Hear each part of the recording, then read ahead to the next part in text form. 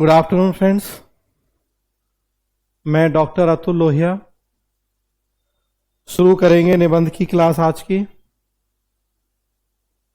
अब तक लगभग 30 घंटे की क्लास हम लोग कर चुके हैं निबंध की। होली की वजह से कुछ दिन की छुट्टी थी और अब छुट्टी के बाद दोबारा आज से फिर से हम क्लास शुरू कर रहे हैं।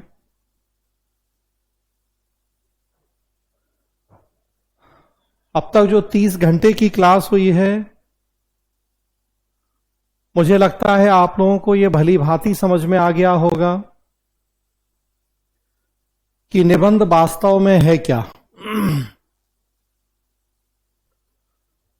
और साथ में यह भी कहूं कि निबंध वास्तव में क्या नहीं है। तो मैंने पहले दिन से यह कहा आपसे कि हमारा सारा जोर इसी बात के ऊपर है कि हम आपको कुछ टॉपिक तैयार नहीं करवाएं, बल्कि हम अप्रोच तैयार करवाएं। कैसे निबंध लिखा जाएगा हम आपको ये सिखाएं, चाहे दुनिया का कोई भी टॉपिक आपके सामने क्यों नहीं आ जाए। मन में कई बार ये ख्याल आता है, कोई भी टॉपिक आ जाएगा हम कैसे लिखेंगे, हमारे पास तो जानकारी नहीं है। आपके मन में भी हो, शायद कई बार हमारे मन में भी आ जाए, और हम इसी धारणा, इसी मिथक को तोड़ रहे हैं कि यह सोच ही गलत है कि हमारे पास जानकारी नहीं है तो दुनिया का कोई भी टॉपिक आ जाएगा, हम निबंध कैसे लिख पाएंगे। सारा खेल तो इसी बात का है कि क्या निबंध में जानकारी की जरूरत है भी।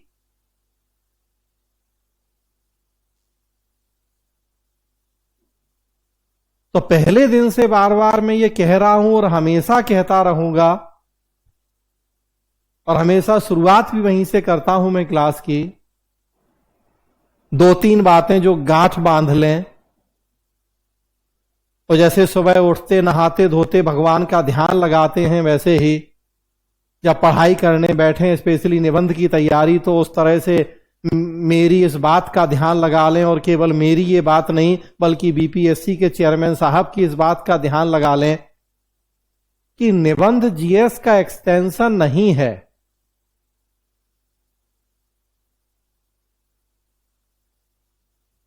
मैंने बताया था पीछे भी,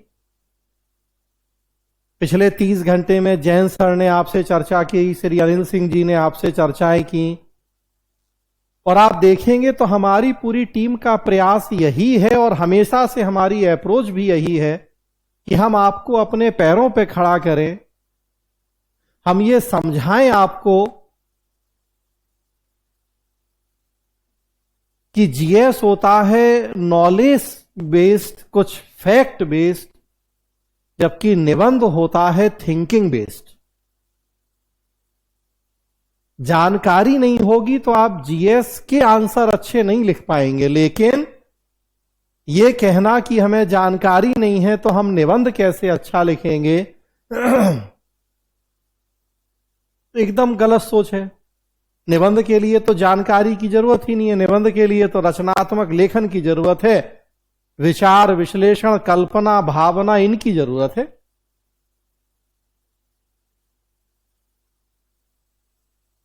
जैन सर ने कहा था पीछे आपसे कि सबसे अच्छा निबंध वो होता है जो बिना किसी तैयारी के लिखा जाता है। क्यों इतनी बड़ी बात कही जा रही है, यूं ही तो नहीं।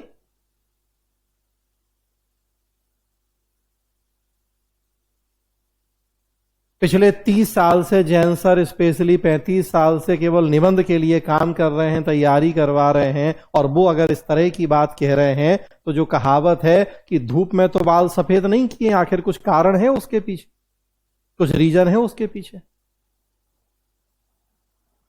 तो पहले दिन से देखिए आप यही अप्रोच है, और लास्ट डे तक हमारी अप्रोच यही रहेगी। हाँ, कुछ लोगों को यह अप्रोच स्वीकार करने में दिक्कत हो सकती है, क्योंकि अप्रोच तो आज भी हुई है जीएस वाली, जो फिर मैंने बार बार कहा कि 10 टॉपिक हिस्ट्री के पढ़ लें, 10 ज्योग्राफी के, 10 इकोनॉमी के, 50 टॉपिक तैयार कर जाएं, 4 फंस जाएंगे, निबंध लिख देंगे और पास हो जाएंगे। हो सकता 50 में एक आध टॉपिक फंस भी जाए। मैं ये नहीं कह रहा हूं कि पूरे 12 में से 12 टॉपिक विचार प्रधान या अमूर्त या कल्पना प्रधान आएंगे। एक आध टॉपिक हो सकता है कि वर्णात्मक निबंध भी आ जाए, जैसा बचपने में पूछा जाता था कि गाय पे निबंध लिखें कि दीपावली पे कि ईद पे। हो सकता है एक आध निबंध ऐसा आ जाए। हम ये बात दावा बिल्कुल नहीं कर रहे कि 12 में से 12 निबंध विचार प्रधान और कल्पनाशील ही होंगे या अमूर्त होंगे।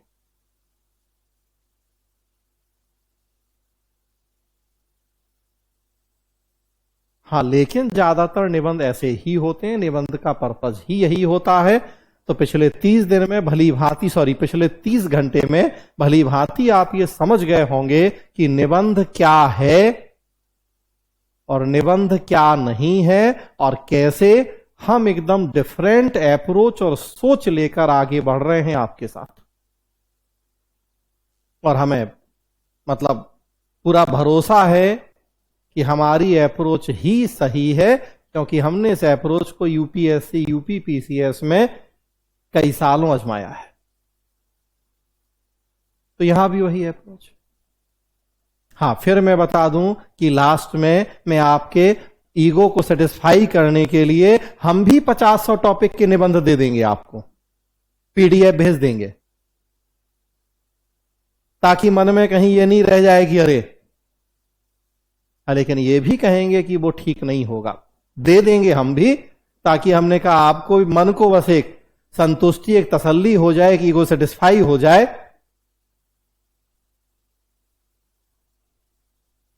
वो हमारे पास भी ढेरों है, वो तो उसमें क्या करना है, जुडिशियल एक्टिविज्म है, तो हमारे पास तो नोट्स पड़ा है पॉलिटी का, हम वो पीडीएफ भेज देंगे आपको। न्यायिक सक्रियता भी, रोल ऑफ अपोजिशन भी, गुड गवर्नेंस भी, या हम भी 50-100-200 टॉपिक है। उसमें क्या, मार्केट में 200 रुपए की किताब मिलती है जिसमें 200 निबंध होते हैं, तो ये बड़ी बात थोड़ी है। वो 200 रट के जाके आप सोचें कि एक आप अच्छे निबंधकार हो जाएंगे, वो 300 में से 200 नंबर ले आएंगे, तो संभव तो नहीं है। हमें तो वो सिखाना है कि 200 के बाद के जो 10 आएंगे वो आप कैसे लिखें, या 2000 या 2 लाख या 2 करोड़ कुछ भी हो सकता है। क्योंकि जैसा मैं कह रहा हूं अब तक, ये तो आप समझ गए होंगे, दुनिया का कुछ भी पूछा जा सकता है निबंध में। स्वाभाविक सी बात है, जब दुनिया का कुछ भी पूछा जा सकता है निबंध में, तो जब तक आप वास्तव में निबंध के मर्म को नहीं समझे हैं, उसको लिखने की अप्रोच को नहीं समझे हैं, तो फिर कैसे लिखेंगे।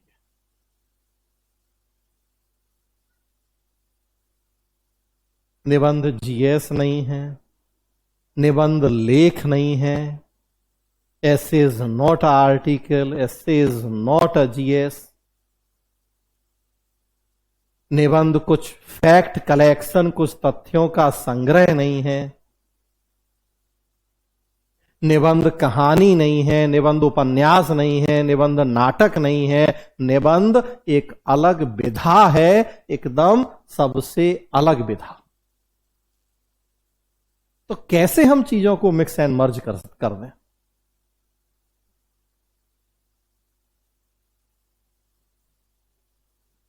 लेख फैक्ट बेस्ड होता है, लेख ऑब्जेक्टिव होता है।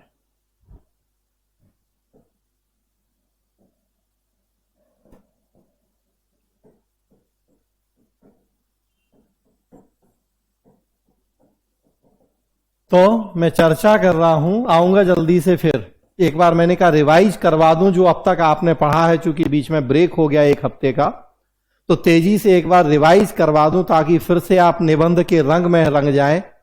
होली के रंग में रंगने के बाद पुरानी चीजें रिकॉल हो जाएं संक्षेप में, और तब फिर मैं आगे बढ़ूं। तो अब तक हमने बहुत बेहतर तरीके से पढ़ लिया है कि निबंध क्या है और निबंध क्या नहीं है। निबंध जीएस नहीं है, निबंध लेख नहीं है, निबंध कहानी नहीं है, कोई स्टोरी टेलिंग नहीं है, निबंध कोई नॉवेल, कोई उपन्यास नहीं है, निबंध कोई नाटक नहीं है। सब में, हर विधा में अंतर होता है। निबंध और जीएस का अंतर भी हमने पहले दिन से हम लोग बात कर रहे हैं। जीएस का सिलेबस डिफाइंड है, निबंध का कोई डिफाइंड सिलेबस नहीं है। जीएस में मैक्सिमम लिखना है तो 400 शब्द में आंसर लिखना है, निबंध में मिनिमम भी लिखेंगे तो 700 शब्द लिखेंगे, वो 1000 भी हो सकते हैं। यूपीएससी वगैरह में 1200 भी हो जाते हैं, और पहले 1800 से 2000 भी लिखवाए जाते थे। जीएस में सबसे बड़ा 600 शब्द का, यूपीएससी में रहा है निबंध तो 2-2000 शब्द के लिखे गए। जीएस नॉलेज बेस्ड है, निबंध थिंकिंग बेस्ड है, बहुत सारे अंतर। निबंध लेख नहीं है, लेख ऑब्जेक्टिव होता है, निबंध सब्जेक्टिव है। जब वस्तुनिष्ठ होकर आप लिखते हैं तो लेख होता है, जब आप आत्मनिष्ठ होकर लिखते हैं, अपने व्यक्तिगत विचार भावनाएं व्यक्त करते हैं तो निबंध होता है। निबंध कहानी नहीं होता, निबंध उपन्यास नहीं होता। कहानी में, उपन्यास में कहानीकार, उपन्यासकार किसी चरित्र, किसी पात्र के माध्यम से अपनी बातें रखता है आपके हमारे सामने। निबंध में सीधे सीधे हमें खुद अपने विचार भावनाएं व्यक्त करने होते हैं। कोई ओट नहीं होती है, कोई ढाल नहीं होती है, किसी दूसरे के मुंह से बात नहीं कही जाती है जैसा कहानी उपन्यास में होता है। निबंध नाटक नहीं होता है, नाटक में मंच पे रामलीला का मंचन हो रहा है कुछ और, तो सबकी अप्रोच अलग है, सबका तरीका अलग है। तो हमेशा ध्यान रखना है कि हम निबंध पढ़ रहे हैं। हमने काफी काम अब तक कर लिया है ये बात समझने और समझाने के लिए कि निबंध क्या है और निबंध क्या नहीं है। तो मैंने बताया था आपको कि हमारी जो अप्रोच है, बस फिर एक बार मैंने कहा अब तक जितनी हमने बातें पढ़ी हैं तो संक्षेप में रिवाइज कर लें और तब फिर बस हम आगे बढ़ें। तो मैंने बताया था आपको कि हम कैसे पूरे निबंध की तैयारी को लेके आगे बढ़ रहे हैं। तो सबसे पहले मैंने 2 पार्ट में बांट दिया है निबंध की तैयारी को।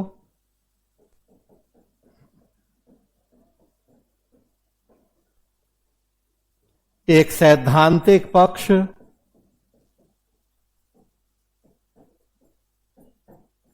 या थ्योरेटिकल पार्ट,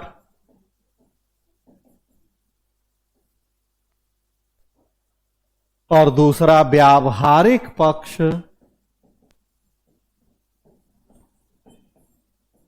या एप्लाइड पार्ट। हमने सबसे पहले मैंने बताया था, आप याद करें तो, कि इन 2 पार्ट में बांट के हम तैयारी कर रहे हैं निबंध की। पहले हम इसका सैद्धांतिक पक्ष जाने समझें और फिर व्यावहारिक पक्ष। और अभी तक देखिए मुख्यतः हम काम कर रहे हैं थ्योरी वाले पार्ट या सैद्धांतिक पक्ष के ऊपर, चाहे वो जैन सर हो, चाहे अनिल सर हो, और चाहे अभी मैं भी हूं। तो अब तक हम काम कर रहे हैं थ्योरी वाले पार्ट या सैद्धांतिक पक्ष पे। थ्योरी वाले पार्ट में भी देखे हम क्या क्या कर रहे हैं, कुछ कर चुके हैं, बचा हुआ बस हम कंप्लीट करेंगे और तब हम अप्लाइड पार्ट पे आएंगे। सैद्धांतिक पक्ष में सबसे पहला काम जो मैं फिर पहले दिन से कह रहा हूं कि क्रिएटिव राइटिंग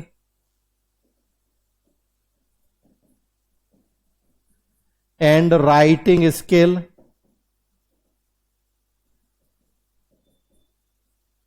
रचनात्मक लेखन और लेखन शैली का विकास, हम इस पे बात कर रहे हैं, हम इसके लिए काम कर रहे हैं, आपको सिखा रहे हैं कि कैसे आप अपने विचारों को व्यक्त करें और एक अच्छा निबंध लिख पाएं आप।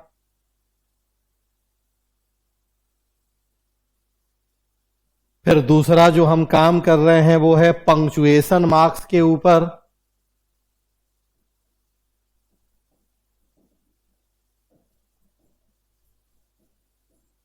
दूसरा देखिए हम इसके ऊपर काम कर रहे हैं full stop, comma, semi comma, इन सब के ऊपर हम काम कर रहे हैं, क्योंकि ये एक बहुत महत्वपूर्ण पक्ष है विचारों को व्यक्त करने का।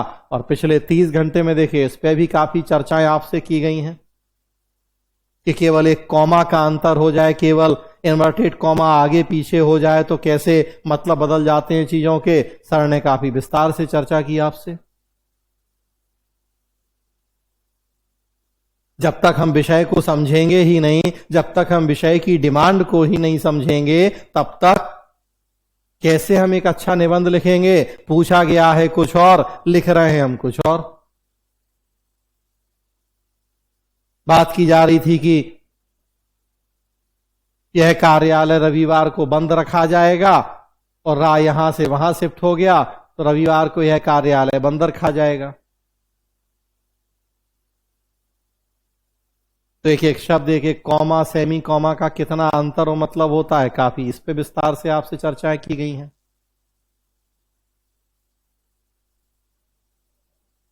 तीसरा, प्रिंसिपल्स ऑफ ऐसे, इस पे आपसे बातें की गई हैं।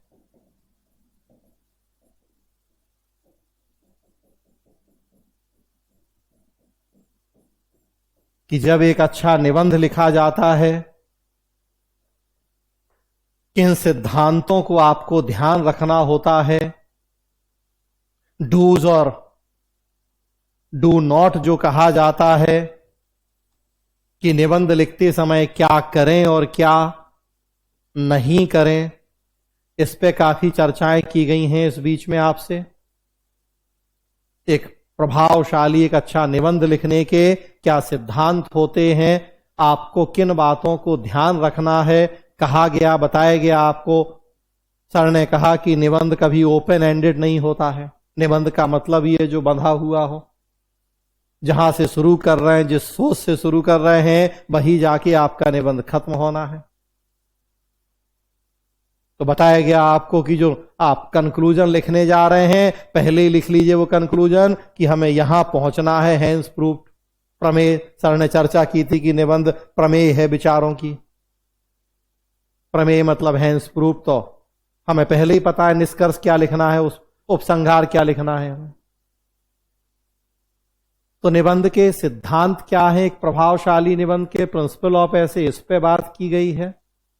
और अब हम आपसे बात कर रहे हैं और इनसे जुड़ी चर्चाएं होती रहेंगी बीच बीच में, लेकिन जैसा मैंने कहा कि पूरा एक क्या आइडिया लेके हम चल रहे हैं आपके साथ। हमारे दिमाग में क्या विजन है कि कैसे हमें आपको तैयार करना है निबंध के लिए। जो एक 80 से 100 घंटे का हमने ये एक प्रोग्राम डिजाइन किया है, तो कैसे कैसे हम क्या सोचते हुए आगे बढ़ रहे हैं।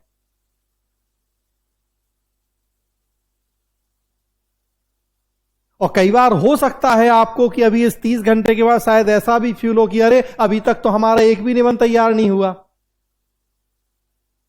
साहित्य समाज का दर्पण है, अभी तक तो हमें पढ़ा ही नहीं गया ये। लेकिन आप देखेंगे, बांस का पेड़ होता है, चाइना में भी उसी तरह का एक पौधा होता है। कहा जाता है उसके बीज को जमीन में आप दबा दीजिए, 4 साल 5 साल तक कुछ नहीं होगा, कुछ पता नहीं लगेगा। आपको लगेगा कि अरे हमारी तो मेहनत बेकार हो गई, वो डेड है, कुछ नहीं। और अचानक 5वें साल उसमें आपको अंकुर दिखेगा, पेड़ निकल आएगा।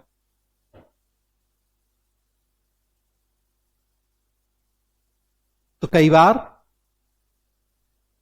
बार क्या होता है कि हमने आज बीज डाला और कल हमें उसका फल मिल जाए या पेड़ दिख जाए। हमेशा ऐसा जरूरी नहीं होता, प्रकृति भी नहीं करती ऐसा।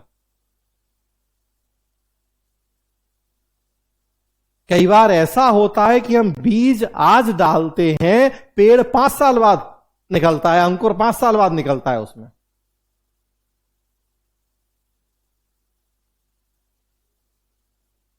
लेकिन वो जब बीज डालते हैं, पेड़ तभी निकलता है जब बीज डालते हैं, उसकी सेवा करते हैं, पानी देना नहीं छोड़ते हैं, उसकी देखभाल करना नहीं छोड़ते हैं, और तभी फिर निकलता है। लेकिन उसके पहले की मेहनत तो होती है उसमें। तो बस उसी तरह है ये तैयारी कि हम तो अभी बीज डाल रहे हैं।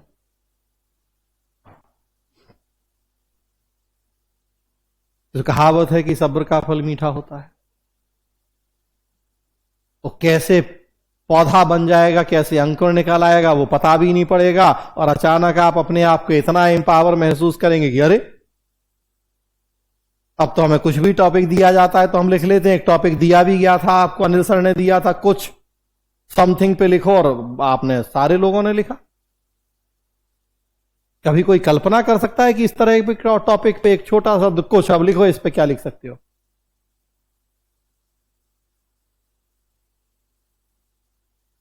तो यही तो है सोचने समझने की ताकत और क्षमता, क्रिएटिविटी।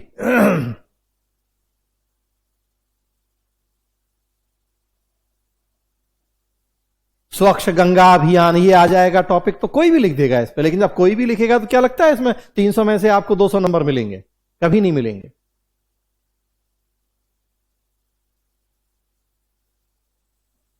तीन 300 में से 200 नंबर के लिए टॉपिक कैसे छांटे जाएं, वो सारी बातें आपको विस्तार से बताई गई हैं प्रिंसिपल्स ऑफ ऐसे में, कि टॉपिक के चयन से लेके हम निबंध लिखते समय किन किन बातों का ध्यान रखते हैं। तो ये हमने अब तक काम किए हैं देखे, और अगला काम हम क्या कर रहे हैं कि अब हम इसी थ्योरेटिकल पक्ष में, सैद्धांतिक पक्ष में कॉन्सेप्चुअल अंडरस्टैंडिंग की बात कर रहे हैं आपसे, अवधारणात्मक समझ,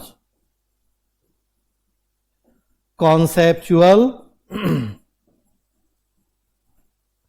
अंडरस्टैंडिंग या अवधारणात्मक समझ की बात हो रही है। हम विभिन्न विषयों से जुड़े कुछ आपसे ऐसे फंडामेंटल कॉन्सेप्ट्स की चर्चा कर रहे हैं जिनकी निबंध लिखने के लिए हमें बहुत जरूरत पड़ती है। और ये कॉन्सेप्चुअल अंडरस्टैंडिंग हमने पिछले 20-30 साल के निबंधों की एनालिसिस करी, यूपीएससी के निबंध, यूपीपीसीएस के निबंध, बिहार के जनरल हिंदी के निबंध, और उसके बाद फिर हमने प्रयास किया है कुछ ऐसे कॉन्सेप्ट निकालने का, अलग अलग सब्जेक्ट, अलग अलग सेक्शन के, कि जो हमें लगता है कि अगर आपको उनकी बेहतर ढंग से समझ है तो एक अच्छा निबंध डेवलप करने में आपको उस कॉन्सेप्चुअल क्लैरिटी से बहुत मदद मिलेगी। कई फायदे होंगे इसके। कॉन्सेप्चुअल क्लैरिटी जो हम कर रहे हैं बड़ा उपयोगी और बड़ा यूनिक काम कर रहे हैं आपके साथ, जो मैं पहले दिन से कह रहा हूं कि जो काम हम करवा रहे हैं वो कोई दूसरा नहीं करवाएगा। यहां हमें किसी से अपना कंपैरिजन नहीं करना, क्योंकि हमें पता है कि हम क्या कर रहे हैं और दूसरे क्या कर रहे हैं, लेकिन कई बार होता यह है कि बार बार बताना और जगाना भी पड़ता है हमें अपनी जो बात है उसे, कि लोग नींद में नहीं चले जाएं, लोग हल्के में ना लें उस बात को। हनुमान जी की ताकत जैसा याद दिलाया जाता रहे कि आपके पास बहुत ताकत है, आप दूसरों से बहुत अलग और बहुत बेहतर हैं, बीच बीच में ये बताना जताना पड़ता रहता है। हम बस वही काम कर रहे हैं। बहुत यूनिक काम हम आपके साथ ये कर रहे हैं, कॉन्सेप्चुअल अंडरस्टैंडिंग वाला। बहुत सारे फायदे होने वाले हैं इसके लिए आपको। सबसे पहला फायदा तो क्या होने जा रहा है आपके लिए, जो कंसेप्चुअल अंडरस्टैंडिंग या अवधारणात्मक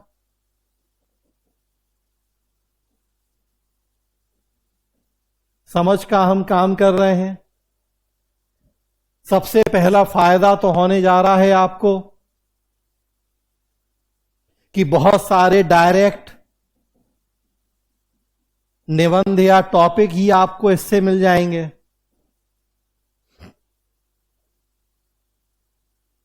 जिन्हें हमने अप्लाइड वाले सेक्शन में बेसिक टॉपिक के अंतर्गत रखा था, मैंने बताया था क्लासिफिकेशन, अप्लाइड वाले का क्लासिफिकेशन मैंने बताया था आपको। कि हम अप्लाइड में भी फिर डिवाइड करेंगे, बेसिक कॉन्सेप्ट, बेसिक टॉपिक क्या है, एडवांस टॉपिक क्या है, और बिहार स्पेशल टॉपिक क्या है।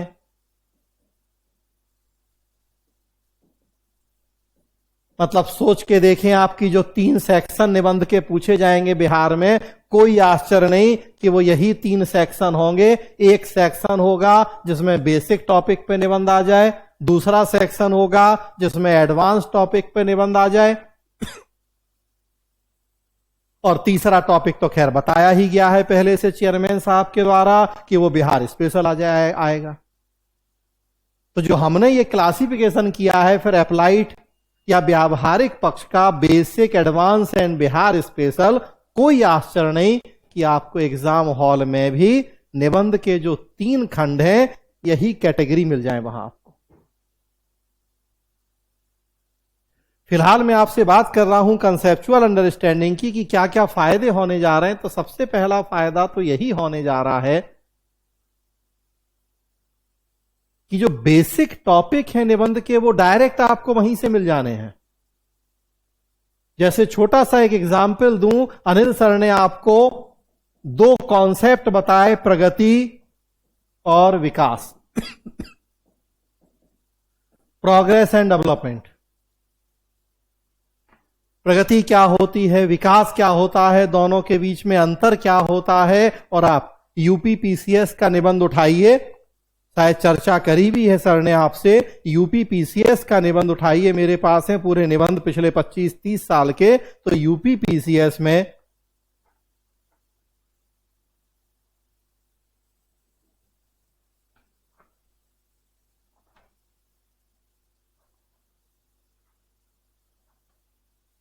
दो 2017 में निबंध पूछा गया है। यूपी पीसीएस 2017 का निबंध का पेपर देखिए, खंड ब या सेक्शन बी में प्रगति बनाम विकास, प्रोग्रेस वर्सेस डेवलपमेंट, यह निबंध पूछा गया है।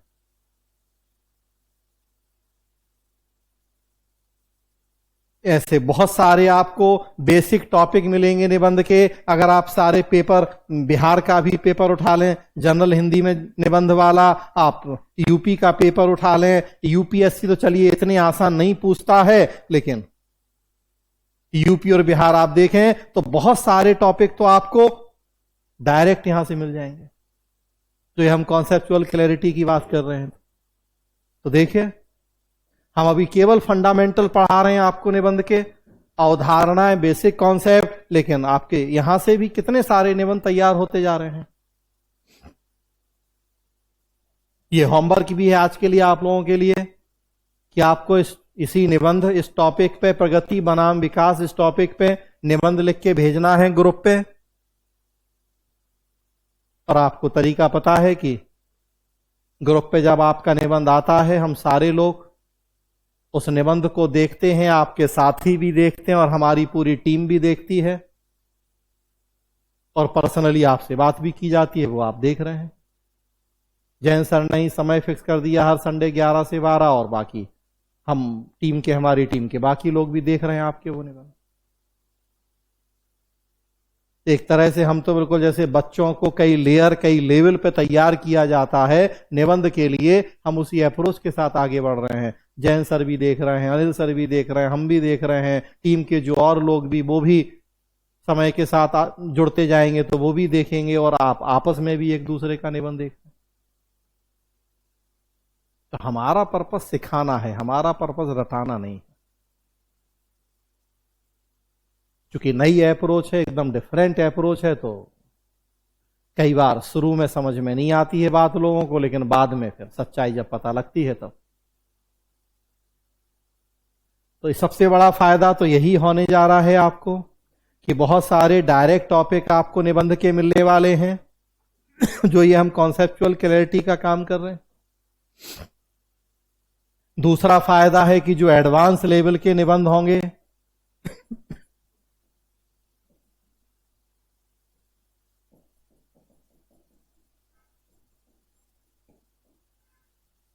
उनको लिखने में भी आपको इन बेसिक कॉन्सेप्ट की ही जरूरत पड़नी है।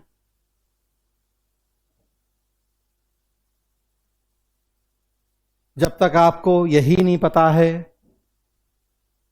कि शासन क्या है या सुशासन क्या है, गवर्नेंस क्या है या गुड गवर्नेंस क्या है, तब तक आप बिहार में गुड गवर्नेंस की स्थिति क्या है, उसका वर्तमान क्या है, उसका भविष्य क्या है, उसकी संभावनाएं क्या हैं, उसकी चुनौतियां, उसके चैलेंजेस क्या हैं, आप कैसे उस पर निबंध लिखेंगे?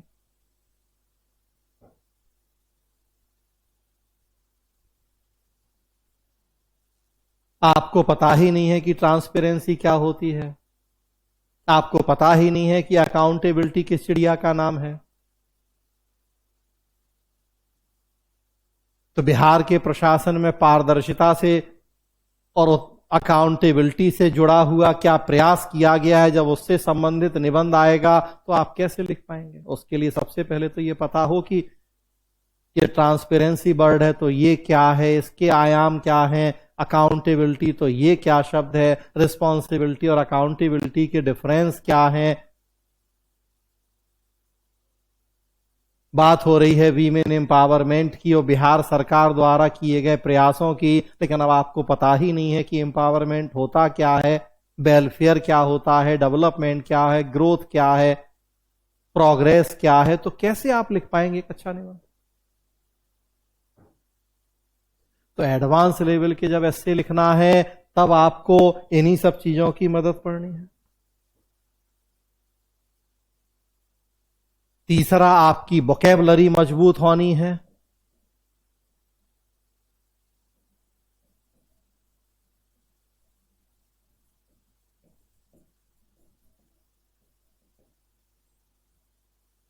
आपके पास एक अच्छा,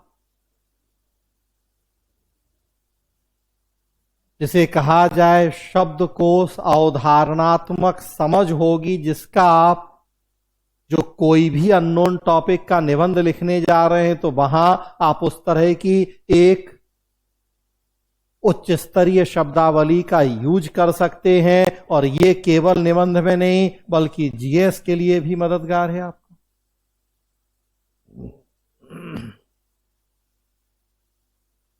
आपको पता लग गया ना कि प्रगति और विकास का अंतर क्या होता है, तो जब आप जीएस भी लिखेंगे या निबंध भी लिखेंगे तो आपको पता है ना कि कहां अब हमें प्रगति शब्द लिखना है और कहां हमें विकास शब्द लिखना है।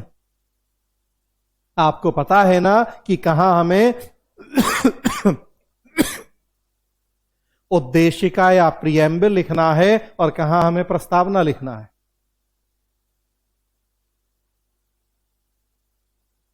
सुशासन, विधि का शासन, good governance, rule of law, delegation, centralisation, decentralisation, अगर इस तरह के समावेशी विकास, संतुलित विकास, इस तरह की अगर शब्दावलियां, इस तरह के कॉन्सेप्ट्स अगर आपके पास हैं, जो भी आप निबंध लिख रहे हैं, जिस भी टॉपिक का निबंध लिख रहे हैं, इवन जीएस भी आप लिख रहे हैं, तो आपको इन अवधारणाओं, इस समझ की वहां यूज कर सकते हैं। तो जो ये हम काम कर रहे हैं, अवधारणात्मक समझ, कॉन्सेप्चुअल अंडरस्टैंडिंग, याद रखें ये इतना महत्वपूर्ण काम कर रहे हैं। सर ने आपसे चर्चा की थी कि किचन में जब मसालदानी होती है उसमें मसाले होते हैं। सोच के देखिए आप, जनरली 6 खंड होते हैं जो किचन की मसालदानी है, बहुत है तो 8 खंड होते हैं। एक में हल्दी, एक में धनिया, एक में जीरा, एक में गरम मसाला, एक में नमक और 2-3 चीजें। 10, 20, 30, 40 इतने मसाले। लेकिन उन्हीं मसालों से रेसिपी कितनी बनती हैं? हजारों, लाखों, करोड़ों। बनती हैं कि नहीं बनती? महिलाएं ज्यादा बेहतर ढंग से इस बात को समझ सकती हैं। मसाले वही होते हैं, रॉ मटेरियल वही होता है, लेकिन उससे बनने वाली रेसिपी कितनी होती है, देखिए आप अंतर। ढेरों मसाले हैं, लेकिन नॉर्मली हम लोगों के घरों में कितने यूज होते हैं उसमें से? मैंने कहा 5, 7, 8, 10।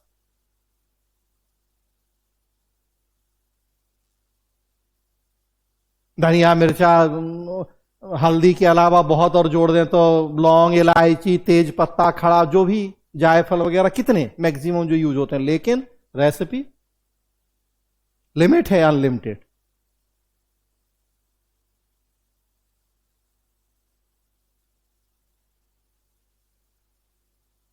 वो जो टीवी पर शो आते हैं खाना बनाने वाले, देखिए आप, उन्हीं रॉ मटेरियल से ऐसे ऐसे आइटम बना देते हैं जो कभी हमने सोचे नहीं है। जितने बड़े होटल, जितने बड़े रेस्तरां में जाएं, 5 स्टार में, देखिए आप, इंग्रेडिएंट्स की बात करें, चीजें वही हैं, लेकिन उनसे बनने वाली रेसिपीज, आटा, मैदा, सूजी ले दे के कितनी, लेकिन एक आटे, एक मैदा से कितने ढेरों आइटम बन जाते हैं। तो हम आपको उस मसालदानी के मसाले प्रोवाइड कर रहे हैं अभी, और जब ये सज जाएंगे तो बस फिर अब रेसिपी बनाना तो आपके हाथ में होगा। जो मर्जी, जैसा मर्जी रेसिपी बनाइए। और फिर और देखिए, बताया गया कि एक ही आइटम को जितने लोग बनाते हैं, सबका टेस्ट अलग अलग होता है। मतलब मुझे लगता है इससे अच्छा कोई उदाहरण शायद नहीं होगा निबंध के नेचर को समझने के लिए।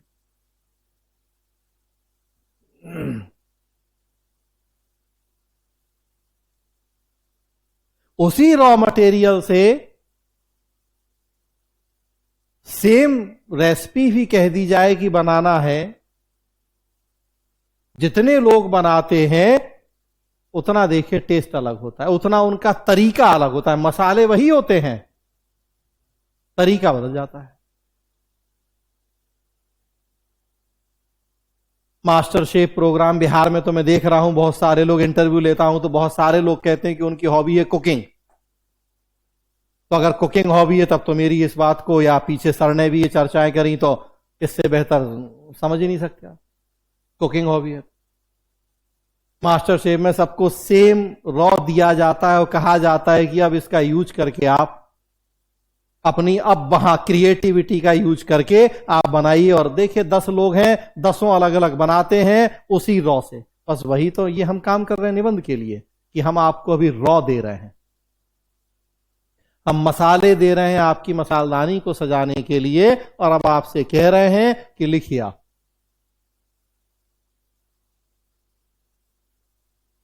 जीएस का आंसर लिखने जाएंगे, बहुत अंतर नहीं होगा एक आदमी का, दूसरे का, तीसरे का, चौथे का। लेकिन निबंध लिखने जाएंगे 10 लोग तो 10 का आंसर अलग होगा। क्यों? तो यही अंतर हम बार बार समझाने की कोशिश कर रहे हैं आप।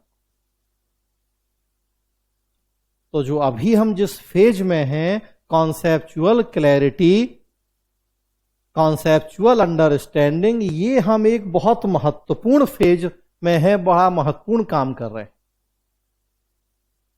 और बस इसके बाद फिर हम आ जाएंगे अपने अप्लाइड वाले सेक्शन पे। बहुत सारे निबंध तो यहीं से ही तैयार हो जाएंगे हमारे, और तब उसके बाद आ जाएंगे फिर हम अपने व्यावहारिक पक्ष या अप्लाइड वाले सेक्शन पे, जिसपे फिर जैसा मैंने बताया कि हमने 3 कैटेगरी कर दी हैं उसमें, basic, advance and Bihar special. Basic तो बहुत सारे टॉपिक आपके यहीं तैयार हो जाएंगे कॉन्सेप्चुअल अंडरस्टैंडिंग के दौरान ही। अभी भी मैं आपके साथ एक खेल खेलूंगा। कुछ इसी तरह से कॉन्सेप्चुअल अंडरस्टैंडिंग में 2-3 अलग अलग टॉपिक आपको बताऊंगा और बस जोड़ दूंगा और देखिए आपका निबंध तैयार हो जाएगा।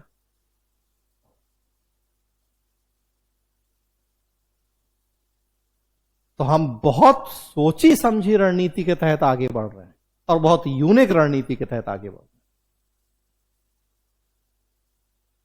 तो देखते देखते हमारे लिए यह बच्चों का खेल हो जाएगा निबंध लिखना। तो एक बात और जो हमारे दिमाग में है वो आपके दिमाग में भी जरूर होनी चाहिए। और तब बस फिर मैंने कहा था कि जो अब तक हमने किया है 30 घंटे में, जो आपने पढ़ा, जो हमने किया, उसका एक समरी है ये कि हमने जो किया वो क्यों किया, किस अप्रोच से किया। और तब बस फिर इसी स्टेप बाय स्टेप इसी अप्रोच को लेके हमें आगे बढ़ते जाना है। जो हमारा आगे का बचा हुआ समय है उसमें कॉन्सेप्चुअल अंडरस्टैंडिंग, इसमें एक चीज और जो हम लेके चल रहे हैं वो आपको भी ध्यान रखनी है कि मैंने कहा आपसे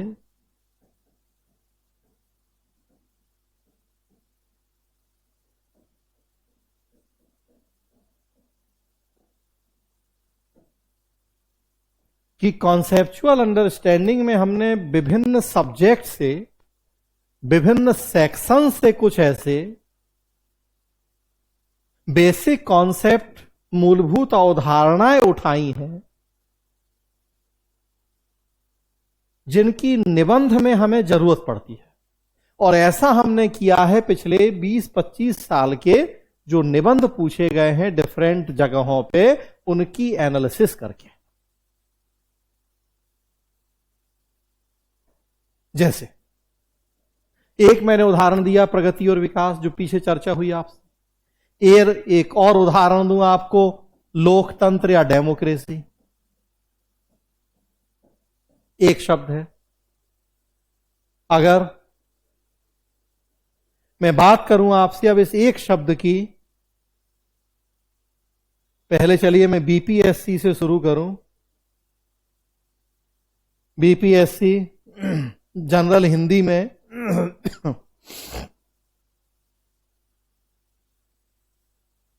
जो अभी 67 मेंस हुआ, जनरल हिंदी में निबंध पूछा गया, लोकतंत्र में अभिव्यक्ति की स्वतंत्रता।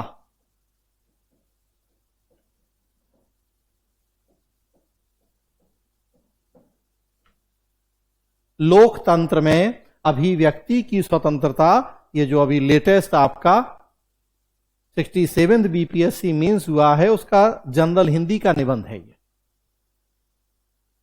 और फिर आप देखेंगे तो ये निबंध यूपी पीसीएस, ये तो है 67 बीपीएससी जनरल हिंदी का निबंध।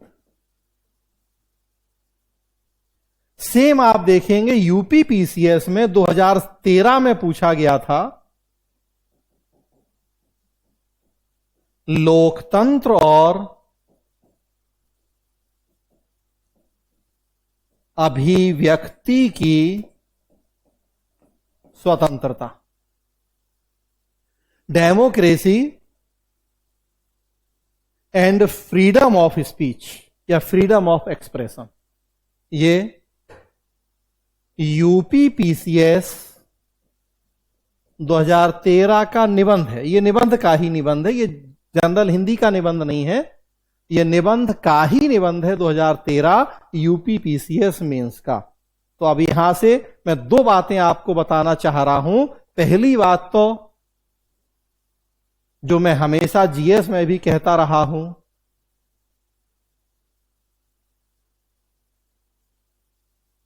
कि अगर हम पुराने पेपर सॉल्व करते हैं, जरूरी नहीं है कि बिहार कर रहे तो बिहार के ही पुराने पेपर सॉल्व करें। हम यूपीएससी यूपी के भी सॉल्व कर सकते हैं, और आजकल तो विशेष रूप से जरूरत हो गई है कि हम वो करें, क्योंकि बीपीएससी भी अब यूपीएससी के क्वेश्चन रिपीट कर रहा है। देख, जो कहावत है हाथ कंगन को आरसी क्या, 2013 का यूपी पीसीएस का निबंध के पेपर का निबंध है, लोकतंत्र और अभिव्यक्ति की स्वतंत्रता, democracy and freedom of expression. और ये जो दिसंबर 2022 और जनवरी 2023 में 67 बीपीएससी मेंस हुआ, उसका जनरल हिंदी का निबंध है सेम, लोकतंत्र में अभिव्यक्ति की स्वतंत्रता।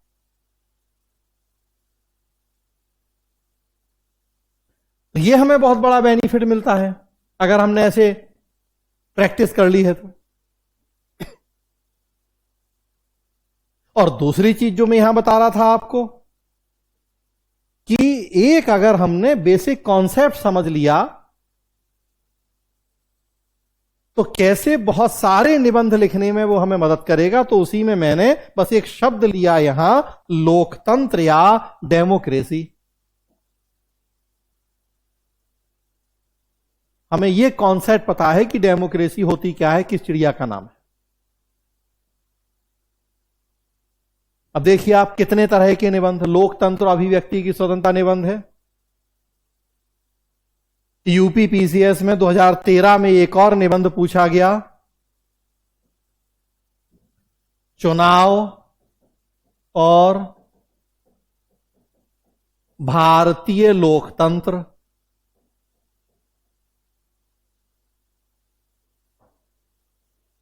फिर आ गया लोकतंत्र। अगर आपको पता है कॉन्सेप्ट लोकतंत्र का,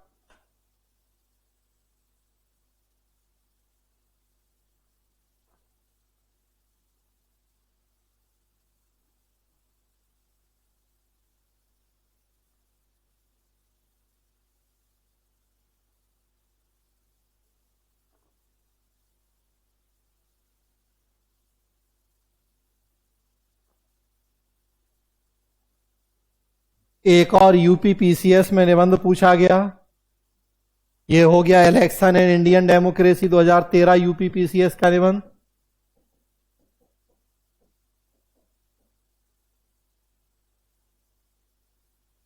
दो 2021 यूपी पीसीएस का निबंध, लोकतंत्र,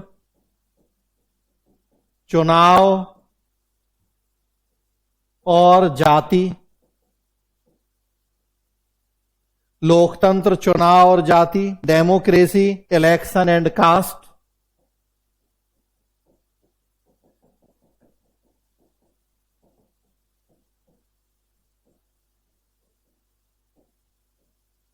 दो 2021 यूपी पीसीएस का निबंध है।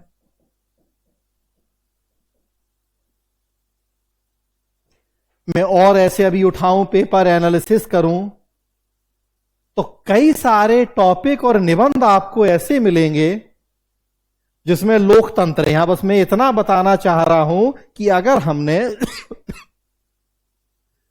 डेमोक्रेसी का कॉन्सेप्ट समझ लिया है तो देखिए आप कितने सारे निबंध हम लिख सकते हैं उस एक कॉन्सेप्ट के बेस पे। तो जो हम काम कर रहे हैं अभी, कितना महत्वपूर्ण काम कर रहे हैं कॉन्सेप्चुअल अंडरस्टैंडिंग का। लेकिन मैं यहां जो आपको अब बताने जा रहा हूं, बताना चाह रहा हूं कि कॉन्सेप्चुअल अंडरस्टैंडिंग में भी हमने फिर क्या किया है कि इसको भी हमने दो पार्ट में बांटा है। मैं कोई भी काम करता हूं, या कहें कि हम और हमारी टीम कोई भी काम करती है, हम बिना सोचे विचारे कुछ नहीं करते। प्रॉपर प्लानिंग, प्रॉपर स्ट्रेटजी के तहत ही हम काम करते हैं। हम हवा में तीर नहीं चला रहे हैं। हम एक लंबे अनुभव के आधार पे एक प्रॉपर अप्रोच के तहत काम कर रहे हैं। कॉन्सेप्चुअल अंडरस्टैंडिंग को भी हमने क्या किया है, मैं बता रहा हूं कि अलग अलग सब्जेक्ट, अलग अलग सेक्शन से हमने कुछ ऐसे बेसिक कॉन्सेप्ट निकाले हैं जिनकी हम आपसे बात कर रहे हैं, जिनकी हमें जरूरत पड़नी है निबंध के लिए। इसमें भी हम दो लेवल पे काम कर रहे हैं। एक, जो कुछ ट्रेडिशनल पार्ट या सेक्शन होते हैं, सब्जेक्ट होते हैं,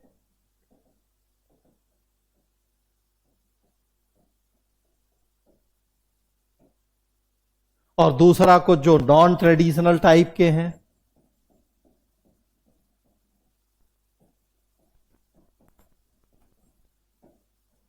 जैसे ट्रेडिशनल का मतलब जीएस में आप देखिए मेजर 5 सब्जेक्ट या 5 सेक्शन आप पढ़ते हैं। Polity, history, geography, science, tech, eco. GS के 5 ट्रेडिशनल सेक्शन हमेशा से, जो हर जगह आप पढ़ रहे हैं जीएस में। और दूसरा कुछ नॉन ट्रेडिशनल जैसे गवर्नेंस, सोसाइटी, एथिक्स, एडमिनिस्ट्रेशन,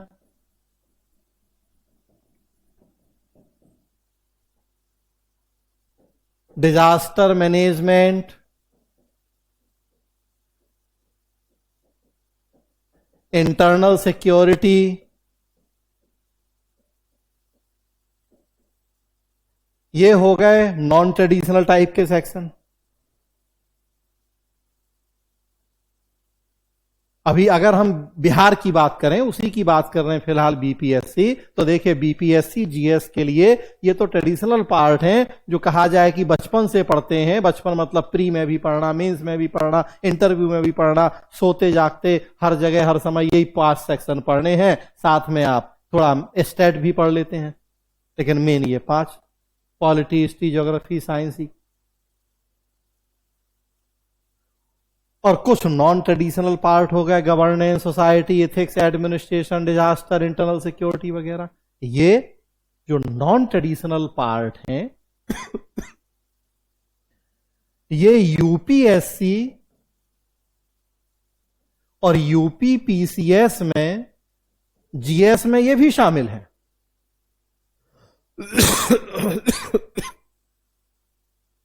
लेकिन बिहार के जीएस में देखिए ये शामिल नहीं है। बिहार के लिए ये चीजें नहीं है। बिहार में गवर्नेंस नहीं पढ़ना होता जीएस में। आपको एक आध क्वेश्चन कभी पूछ लिया जाए पॉलिटी में, अदरवाइज पढ़ना नहीं होता। बिहार में कभी आपको social justice, social issue GS के सिलेबस में कहीं नहीं पढ़ने होते। क्वेश्चन आ जाए वो अलग बात, एथिक्स नहीं पढ़ते आप बिहार के जीएस में। तो बिहार के लिए ये है नॉन ट्रेडिशनल सेक्शन या पार्ट।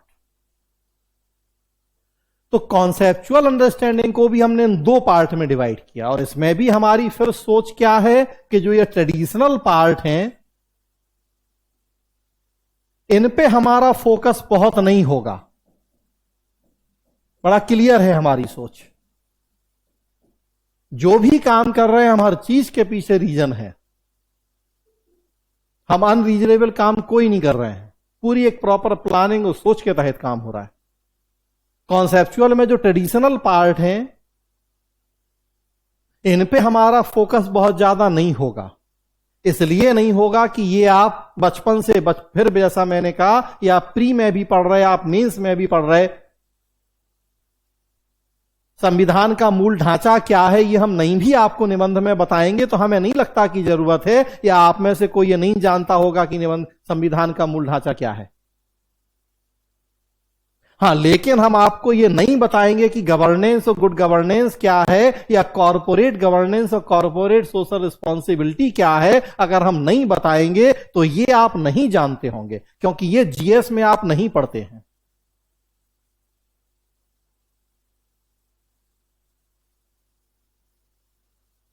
डेमोक्रेसी हम बताएंगे तो डेमोक्रेसी पॉलिटी में आप पार्लियामेंट्री डेमोक्रेसी पढ़ेंगे, लेकिन बेसिकली डेमोक्रेसी क्या होती है ये पॉलिटी में नहीं पढ़ना होता। तो वो उस पर फोकस हम करेंगे यहां आपके साथ। लेकिन प्रेसिडेंशियल डेमोक्रेसी या पार्लियामेंट्री अगर हमें पता है, अगर मतलब पता है ही कि वो आप जीएस में भी पढ़े हैं, पॉलिटी में आप पढ़ लेंगे, तो फिर उस पर हम यहां फोकस नहीं करेंगे। तो कॉन्सेप्चुअल क्लैरिटी और अंडरस्टैंडिंग में भी जो हमारा फोकस है मेनली वो है नॉन ट्रेडिशनल सेक्शंस या नॉन ट्रेडिशनल पार्ट्स पे।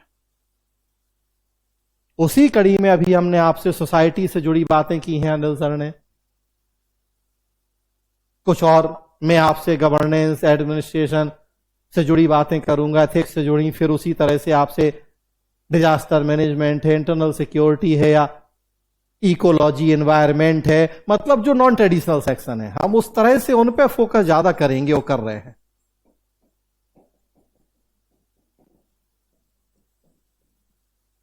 हम मान के चल रहे हैं कि पॉलिटी ज्योग्राफी हिस्ट्री आपको आता है, नहीं तो आ जाएगा, वो तो जीएस में आप पढ़ लेंगे, तो वहां से आपको वो बेसिक कॉन्सेप्ट बेसिक फंडा पता होंगे, तो क्यों नहीं हम इस वाले काम को अच्छे से कर लें।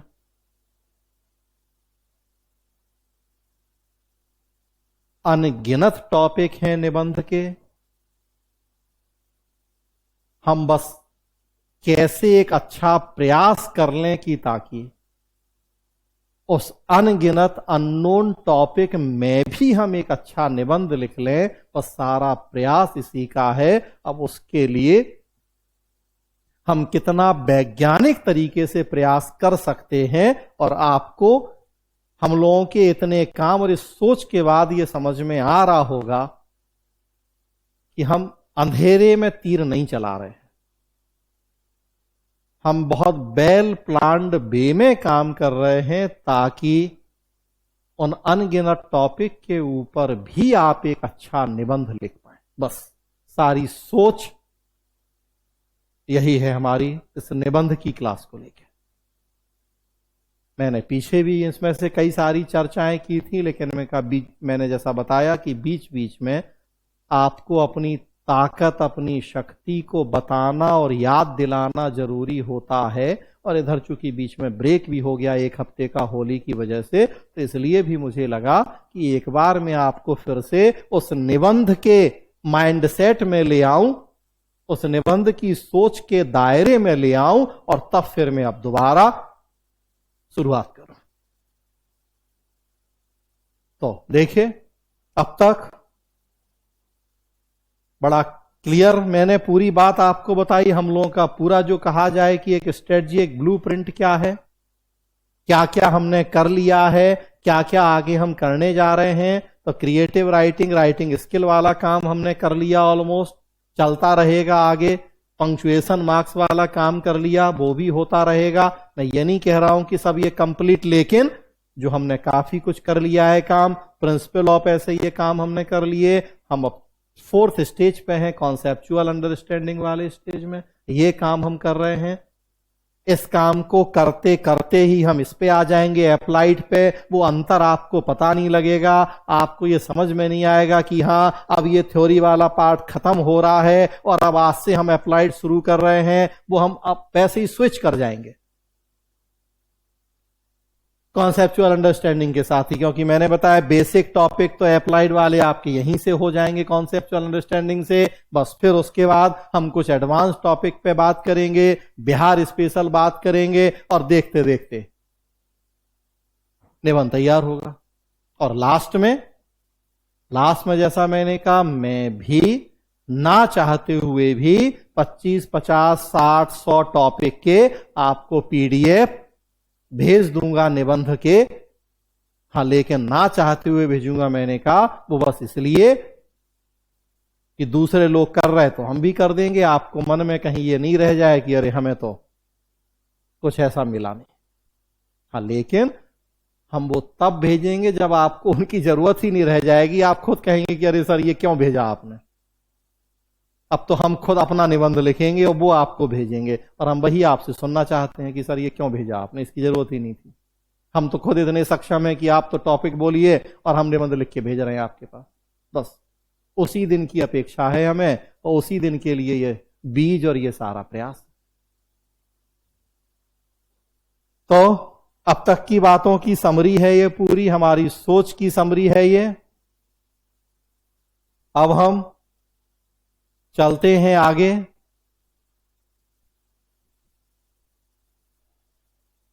तो मैंने बताया आपको कि हम नॉन ट्रेडिशनल गैर परंपरागत जो सेक्शन होते हैं पढ़ाई के, स्पेशली बिहार के लिए हैं, जो उनके बेसिक फंडाज, उनके कॉन्सेप्चुअल अंडरस्टैंडिंग पे ज्यादा ध्यान दे रहे हैं।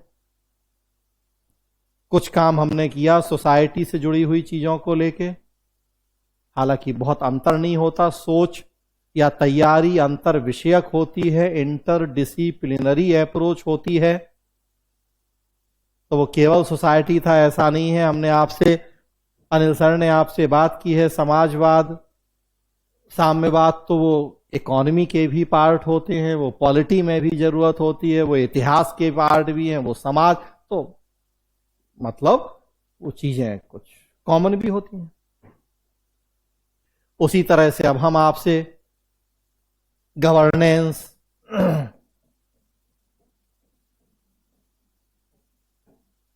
एडमिनिस्ट्रेशन,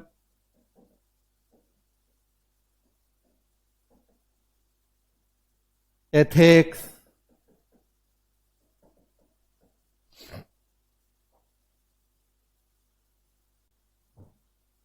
कुछ पॉलिटी भी लेंगे, उसमें पॉलिटी, कॉन्स्टिट्यूशन, ऐसे जो जनरली जीएस में नहीं पढ़ते हैं या जीएस में उस अप्रोच से नहीं पढ़ते हैं।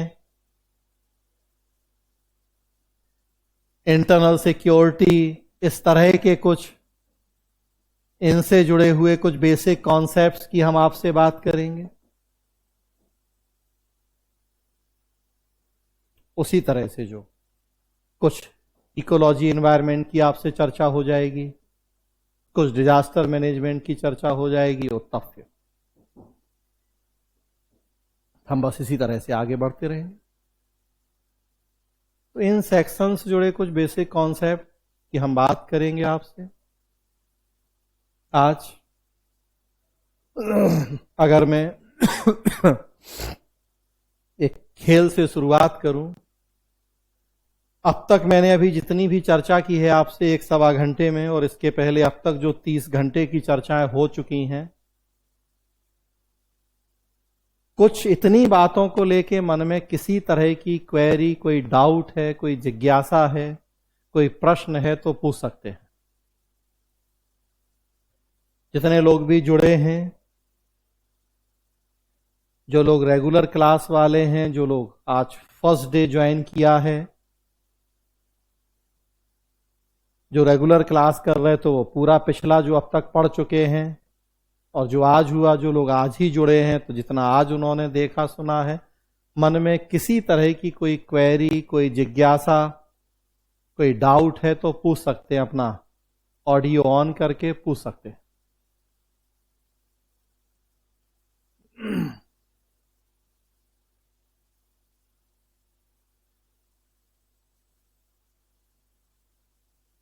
गौतम, रणधीर, कुछ पूछना है किसी को? अगर मन में किसी तरह का कोई प्रश्न, कोई डाउट है निबंध की तैयारी को लेके, हमारी अप्रोच को लेके, तो पूछ सकते हैं।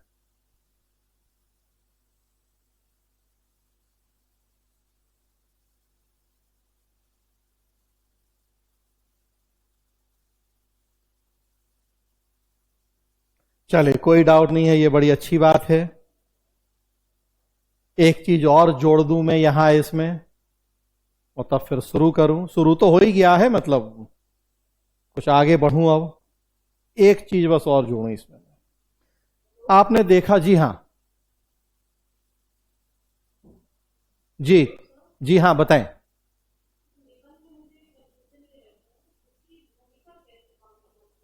अच्छा, ये सब अभी होगा, अभी कुछ सिद्धांत पसी, अब आगे जब ये बेसिक कॉन्सेप्ट हो जाएंगे, और तब उसके बाद फिर हम उसी पे आएंगे, वो फिर वो सारा सिखाएंगे।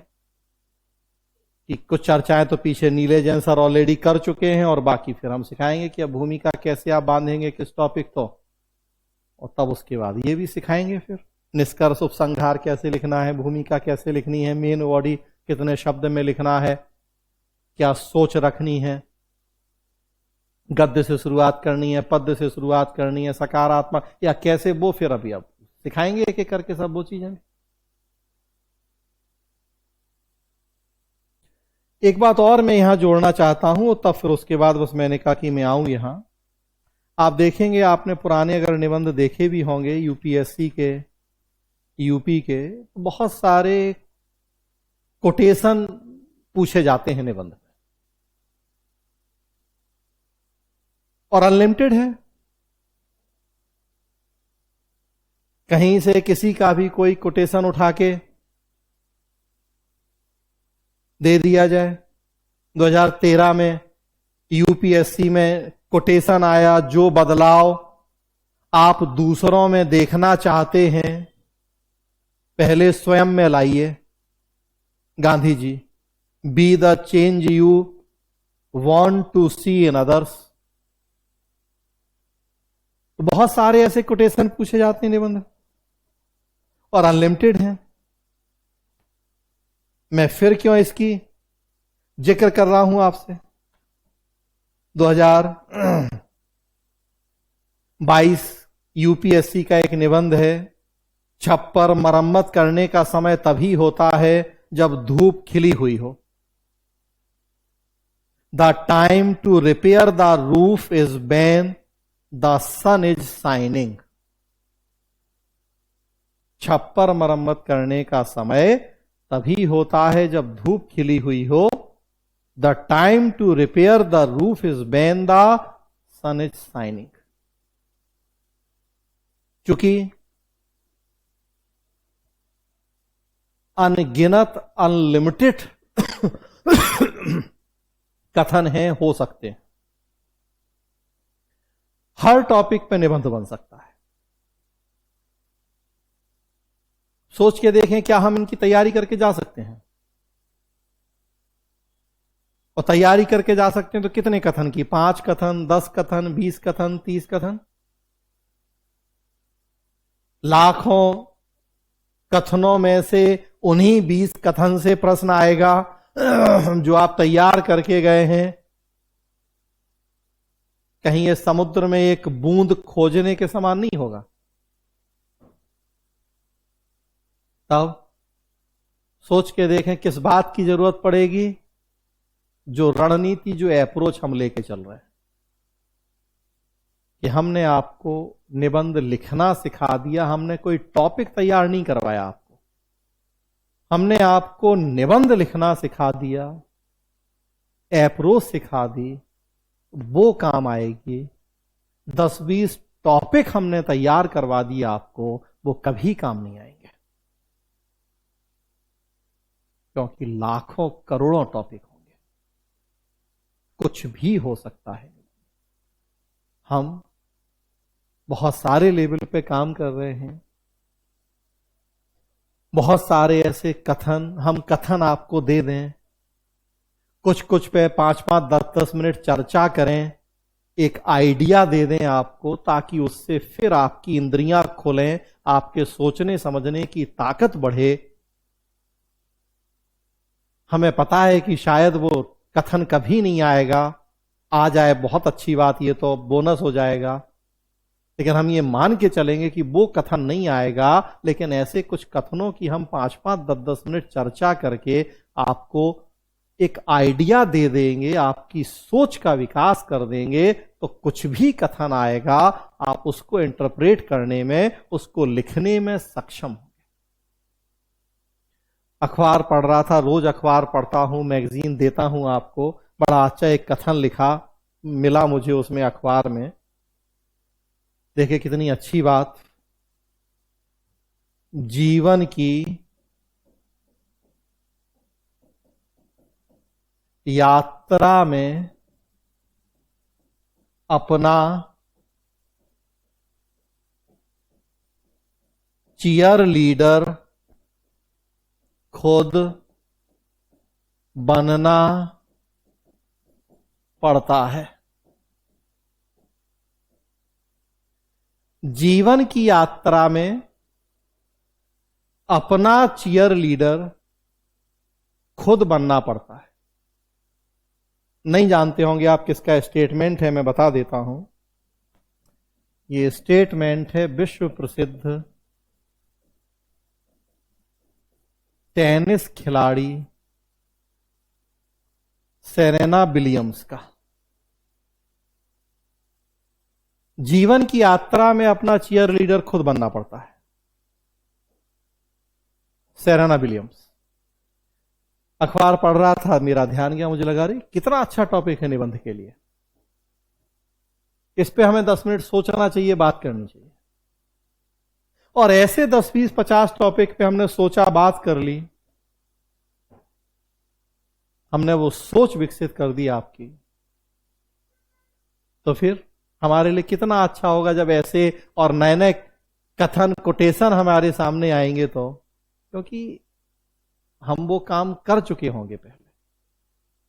कहा जाता है जिस चीज का हम यूज करते हैं वो चीज उतनी बढ़ती है, उतनी ज्यादा चलती है, और जिस चीज का यूज नहीं करते उसमें जंग लग जाती है, मकड़ी अपना जाला बना लेती है। देखिए आप, इलेक्ट्रॉनिक आइटम के साथ कहा जाता है जितना यूज करें आप उतना ज्यादा चलते हैं। एकदम नया पैक डिब्बा बंद आप रख दें, वो रखा रखा खराब हो जाता है। जहां जिस चीज को यूज नहीं करते मकड़ी अपना जाला लगा लेती है, जंग लग जाती है उसमें। दिमाग के साथ भी होता है ये। जितना ज्यादा हम दिमाग अपना यूज करेंगे उतना ये बढ़ेगा, उतना ये चलेगा और दौड़ेगा। और जब यूज करना बंद कर देंगे, डंप कर देंगे, तो वो डंप हो जाएगा। मकड़ी जाला लगा लेगी, जंग लग जाएगी, वो चलना बंद कर देगी। तो हमारा सारा काम और प्रयास यही है कि हम आपको चलना दौड़ना सिखाएं, आपके दिमाग को उसे खाद पानी और जरूरी जो आवश्यकताएं हैं वो दे दें, और तब जीवन की यात्रा में अपना चीयर लीडर खुद बनना पड़ता। मतलब 2 बातें कही जा रही हैं कि जो मिला उसमें खुश हों, और उसी खुशी के साथ जो आगे करने जा रहे हैं, जो मिलने जा रहा है, उसी खुशी उसी उत्साह के साथ आगे भी करें।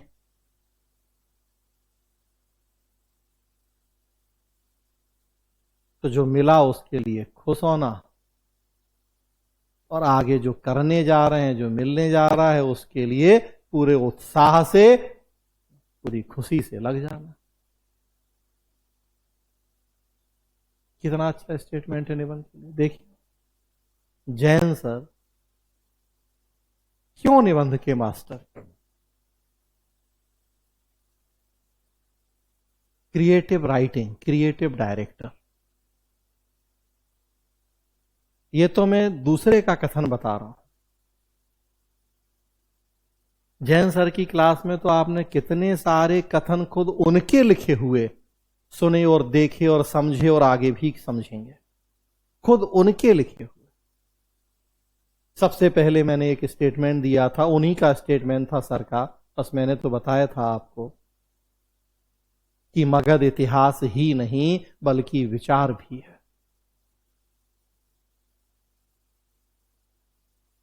तो जो लोग वो क्रिएटिव राइटिंग का काम कर रहे हैं, वो कथन, वो कोटेशन लिख रहे हैं, अगर उन्हीं से आप पढ़ रहे हैं, उनसे वो अप्रोच आप सीख रहे हैं, तो इससे अच्छा काम क्या हो सकता है।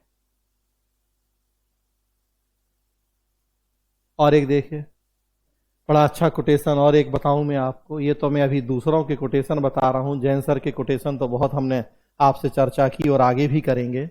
यहां में कुछ और आपको बड़े अच्छे कोटेशन जो मुझे पढ़ने के दौरान मिले, बड़ा अच्छा और एक कोटेशन देखिए आप, और सोचिए इन सब चीजों पे। जब आप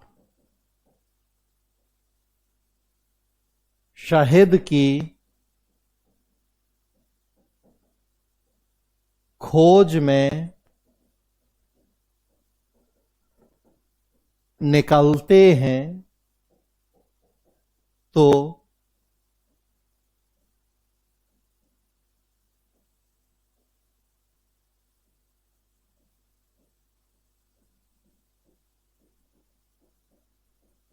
मधुमक्खियों का काटना स्वीकार करिए। जब आप शहद की खोज में निकलते हैं तो मधुमक्खियों का काटना स्वीकार करिए। ये एक फ्रेंच निबंधकार हैं, नाम है जोसेफ जोबर्ट। उनका कोटेशन है, उनका स्टेटमेंट है कि जब आप शहद की खोज में निकलते हैं तो मधुमक्खियों का काटना स्वीकार करिए। खुद निबंधकार ही हैं जिनका स्टेटमेंट है। आपने देखा फ्रेंच निबंधकार मोंटेन ने ही रेनेसा के दौरान इस विधा की शुरुआत की थी। सर ने आपको पढ़ाया निबंध का उद्गम, ओरिजिन ऑफ एसे। एक फ्रेंच निबंधकार ही जिनका स्टेटमेंट है कि जब आप शहद की खोज में निकलते हैं तो मधुमक्खियों का काटना स्वीकार करिए। मतलब कि जब लक्ष्य कठिन और चुनौतीपूर्ण होता है तो बीच बीच में उस लक्ष्य की प्राप्ति के दौरान बहुत सारी रुकावटें, बहुत सारी बाधाएं या हर्डल्स आते हैं। आपको उनके लड़ने, उनसे निपटने के लिए, उनसे पार पाने के लिए तैयार रहना होगा। अगर शहद चाहिए है तो यूं ही तो नहीं मिल जाएगी।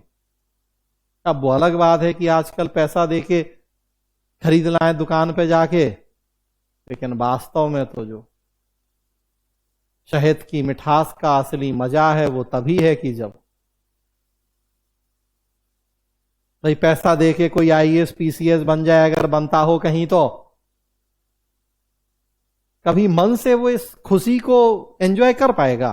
सोच के देखें।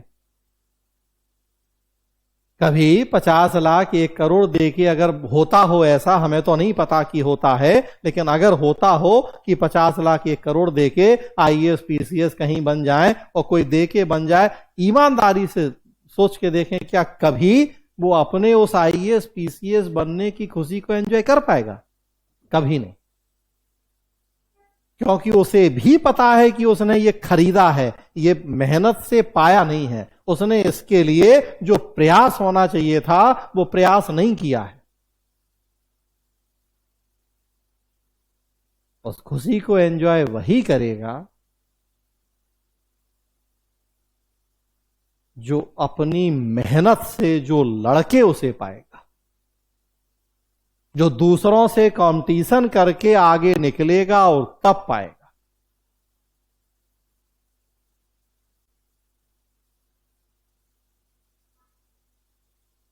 तो अगर शहद चाहिए है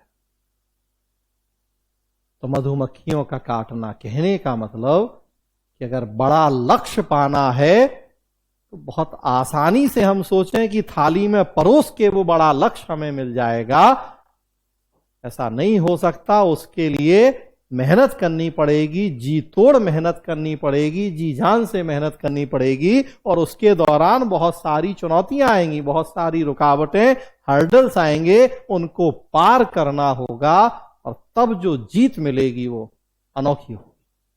उसका जीत का स्वाद ही अलग होगा, उसकी मिठास ही अलग होगी।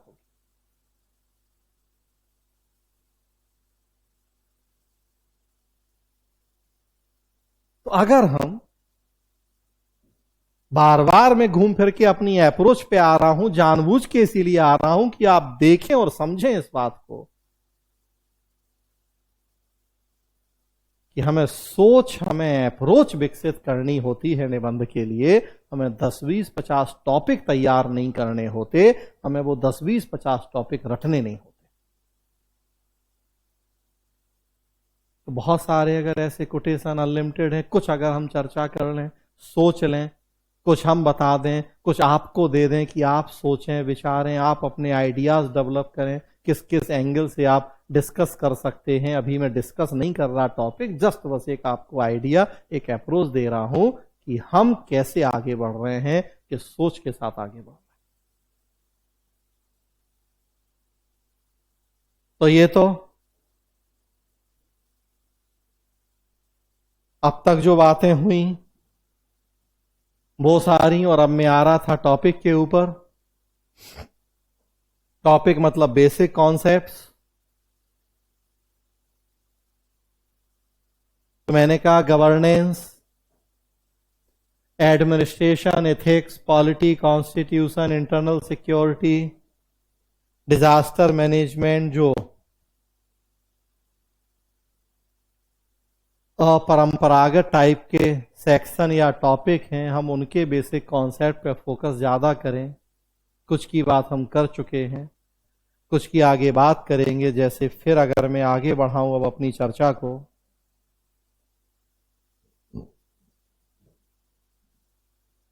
बिहार के लिए एक बहुत चर्चित और बहुत महत्वपूर्ण मुद्दा और टॉपिक होता है गुड गवर्नेंस।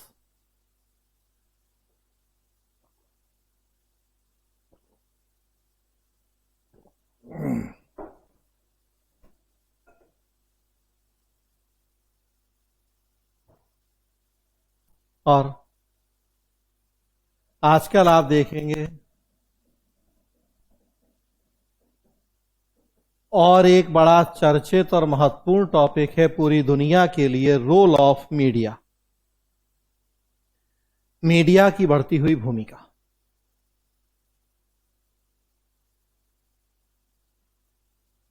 अब जनरली जीएस में ये टॉपिक नहीं पढ़े जाते हैं, तो मैं ये समझाऊंगा आपको, और कैसे देखें निबंध तैयार हो जाएगा। मैंने कहा एक खेल खेलते हैं हम, 10 मिनट का खेल, और उसमें एक निबंध आपका खेल खेल में अगर निबंध तैयार हो जाए तो कितनी बढ़िया बात है। डिटेल चर्चाएं फिर हम करेंगे, क्योंकि हमारे लिए बहुत महत्वपूर्ण टॉपिक है निबंध के लिए। अभी बस जस्ट एक 10 मिनट का खेल खेल रहा हूं। सुशासन या गुड गवर्नेंस, बहुत संक्षेप में बात करूं तो 1992 में वर्ल्ड बैंक ने यह कॉन्सेप्ट दिया। वर्ल्ड बैंक की एक रिपोर्ट आई थी, गवर्नेंस एंड डेवलपमेंट, शासन और विकास के नाम से। उस रिपोर्ट में वर्ल्ड बैंक ने ये कॉन्सेप्ट की चर्चा की थी, जो liberalisation, privatisation and globalisation, LPG की पॉलिसीज थी, उनके कॉन्टेक्स्ट में ये कॉन्सेप्ट आया था वर्ल्ड बैंक का। गुड गवर्नेंस का एक आसान सा मतलब किया जाता है जनता की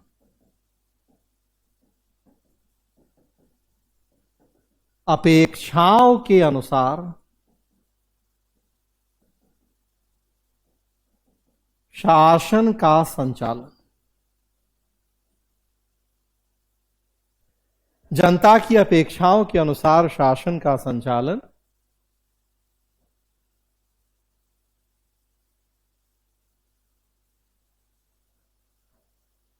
इसे हम सुशासन या अच्छा विशासन बोल देते हैं। लेकिन चूंकि जनता की अपेक्षाएं कोई फिक्स या कोई निश्चित तो होती नहीं है, हर आदमी की अपेक्षा अलग हो सकती है, तो फिर वैसी स्थिति में कुछ पैरामीटर बताए गए इसके, कि अगर किसी देश के गवर्नेंस सिस्टम में क्या क्या पैरामीटर, क्या क्या फीचर अगर इंक्लूड होंगे, शामिल होंगे, तो उन्हें हम गुड गवर्नेंस की कैटेगरी में रखेंगे। किसी ने उसको कहा स्मार्ट गवर्नेंस। कोई पैरामीटर क्या क्या हो सकते हैं स्मार्ट गवर्नेंस? कोई केवल आर्ट ही कहता है आर्ट गवर्नेंस।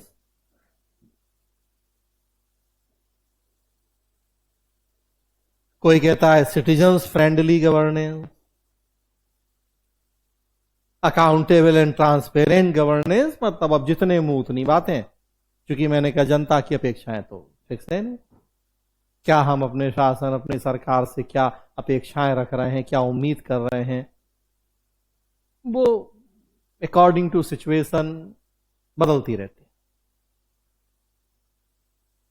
वर्ल्ड बैंक ने कुछ पैरामीटर बता दिए इसके।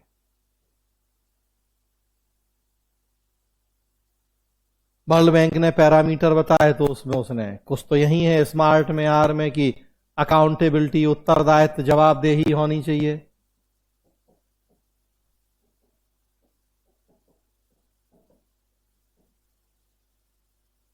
उसमें ट्रांसपेरेंसी, पारदर्शिता होनी चाहिए। अभी इन सब शब्दों की मतलब समझेंगे आगे।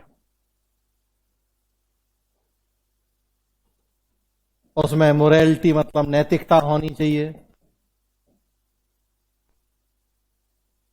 रूल ऑफ लॉ होना चाहिए,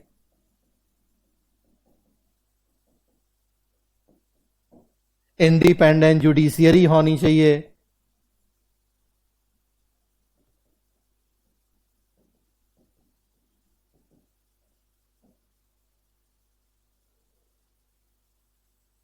ह्यूमन राइट प्रोटेक्शन होना चाहिए। ऐसे कई पैरामीटर बताए वर्ल्ड बैंक ने, और कहा कि अगर किसी देश के गवर्नेंस सिस्टम में ये कुछ पैरामीटर अगर फॉलो हो रहे हैं तो हम कह सकते हैं कि वहां गुड गवर्नेंस है।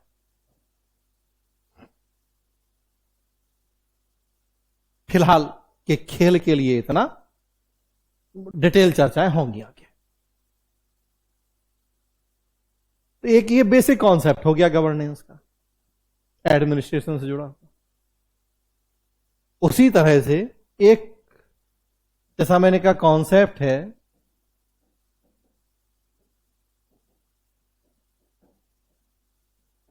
रोल ऑफ मीडिया, मीडिया की भूमिका। मीडिया किस चिड़िया का नाम है हर आदमी जान रहा है। अंग्रेजी शब्द होता है मीडियम, उसका बहुवचन या प्लूरल है मीडिया। इंग्लिश के मीडियम वर्ड से बना है मीडिया। मीडियम का मतलब होता है माध्यम। मीडिया को हम क्या कहते हैं? जनसंचार माध्यम।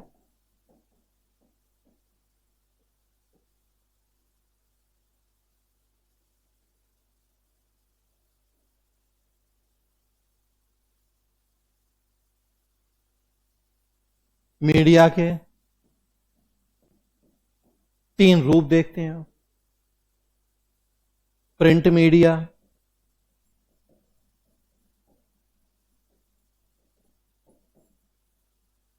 इलेक्ट्रॉनिक मीडिया,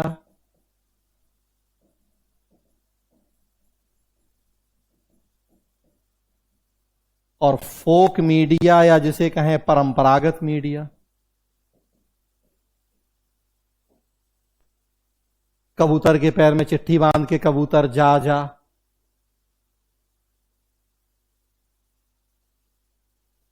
इलेक्ट्रॉनिक मीडिया का ही फिर एक रूप है सोशल मीडिया।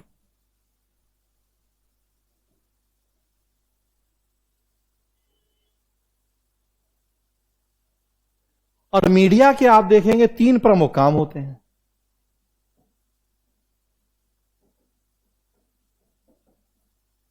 सूचना, शिक्षा, मनोरंजन। अगर परंपरागत रूप से आप देखें तो मुख्यतः मीडिया ये तीन काम करता है: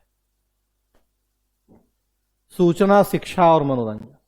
इंफॉर्मेशन, एजुकेशन एंड एंटरटेनमेंट।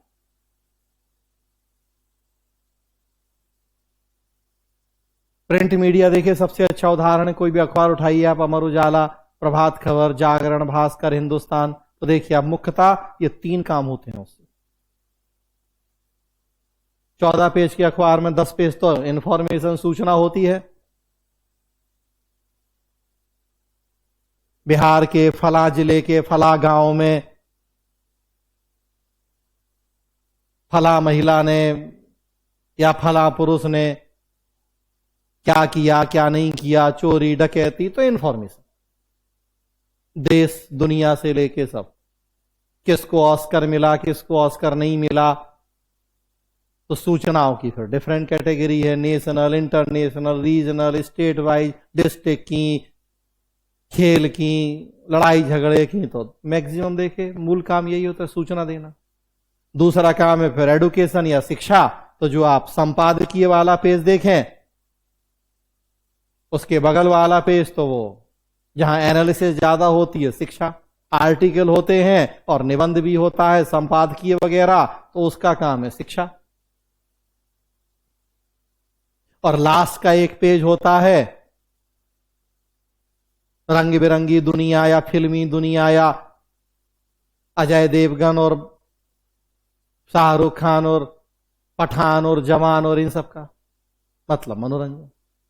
मुख्यतः आप देखेंगे तो मीडिया के ये 3 काम है, और मैंने कहा प्रिंट मीडिया सबसे अच्छा उदाहरण है इस बात को समझने का कि कैसे उसका फोकस इन 3 चीजों पे होता है। लेकिन आफ्टर एलपीजी मीडिया की भूमिका बहुत बढ़ गई। अब मीडिया केवल इन 3 कामों तक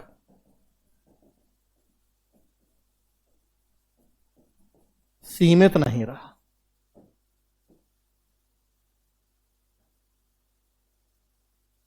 आजकल मीडिया बहुत सारे काम कर रहा, क्या नहीं कर रहा है। सरकार का चौथा अंग या चौथा स्तंभ कहा जाता है मीडिया को। सरकार के 3 अंग हम जानते हैं, लेजिस्लेटिव, एग्जीक्यूटिव, जुडिशियरी, और चौथा स्तंभ मीडिया। सरकार का कहें या डेमोक्रेसी का कहें तो मीडिया। विधायिका, कार्यपालिका, न्यायपालिका, और चौथा क्या, खबर पालिका। मीडिया को कहा जाता है उसी विधायिका कार्यपालिका की तर्ज पे खबर पालिका। विधायिका का काम कानून बनाना, लॉ मेकिंग एजेंसी। कार्यपालिका का काम उन्हें एग्जीक्यूट इंप्लीमेंट करना, क्रियान्वयन एजेंसी। न्यायपालिका का काम न्याय दिलाना, कानून सही बने हैं, सही ढंग से लागू हो रहे हैं ये देखना। और खबर पालिका का काम इन तीनों की खबर देना और इन तीनों की खबर लेना। मीडिया क्या करता है, इन तीनों की खबर हमें देता भी है और इन तीनों की खबर लेता भी है। तो खबर देना मतलब अलग है और खबर लेना मतलब अलग। इन तीनों की खबर देना मतलब सूचना वाला काम, और इन तीनों की खबर लेना मतलब इनको कंट्रोल करने का काम। आजकल तो मीडिया बहुत काम कर रहा है, क्या नहीं कर रहा मीडिया आजकल मीडिया संसद का काम भी कर रहा है, विचार विमर्श का मंच है। आजकल मीडिया लोकपाल लोकायुक्त मतलब करप्शन को रोकने वाले काम भी कर रहा है। आजकल मीडिया जनता को जागरूक, पब्लिक अवेयरनेस का काम भी कर रहा है। आजकल मीडिया स्टिंग ऑपरेशन भी चलाता है जिसे भंडाफोड़ पत्रकारिता कहा जाता है। आजकल मीडिया कॉरपोरेट सोशल रिस्पॉन्सिबिलिटी में भी भूमिका निभाता है। आजकल मीडिया ग्रीवांस रिड्रेसल सिस्टम या शिकायत निवारण मंच का भी काम करता है। देखिए उसी अखबार में एक पाठकों का मंच भी होता है जहां पाठकों के पत्र छापे जाते हैं, उनकी शिकायत सरकार से कुछ है तो शिकायत निवारण का भी काम करता है।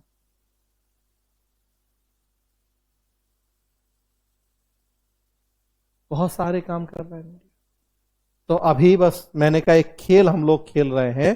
तो एक टॉपिक मैंने कहा मान लीजिए गुड गवर्नेंस हो गया कि क्या है, हमें इसका बेसिक कॉन्सेप्ट पता लग गया। एक टॉपिक मीडिया, ये बेसिक कॉन्सेप्ट इसका क्या है, क्या ये संस्था होती है और क्या इसका काम होता है, हमें ये पता लग गया। हमने ये 2 बेसिक कॉन्सेप्ट आपको बता दिए। मुश्किल से भी देखिए केवल 10 मिनट मैंने आपसे चर्चा की है, बहुत संक्षेप में, कि गुड गवर्नेंस किस चिड़िया का नाम है और उसी तरह से मीडिया। और अब चलिए, अगर आप यूपीएससी का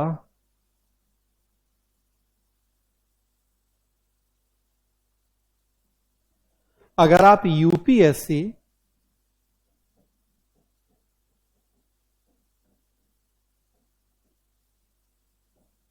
दो 2008 का निबंध का पेपर उठाइएगा, एक निबंध पूछा गया,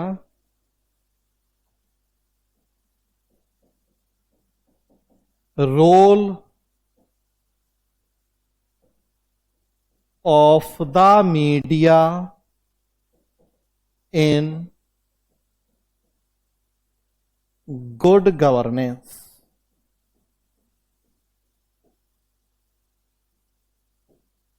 role of the media in good governance, ये निबंध है 2008 यूपीएससी का।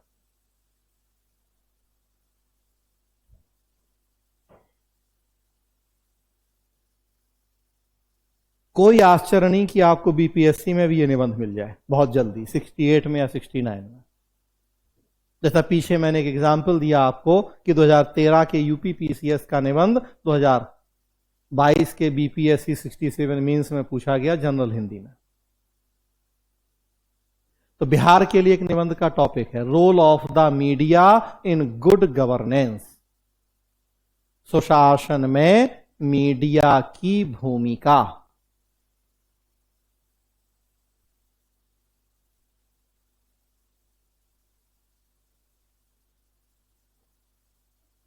निबंध के कई प्रकार होते हैं, सिंगल टॉपिक निबंध, सिंगल टॉपिक ऐसे, double topic, triple topic. Sir ने आपसे चर्चाएं करी होंगी, नहीं तो आगे भी करेंगे चर्चाएं।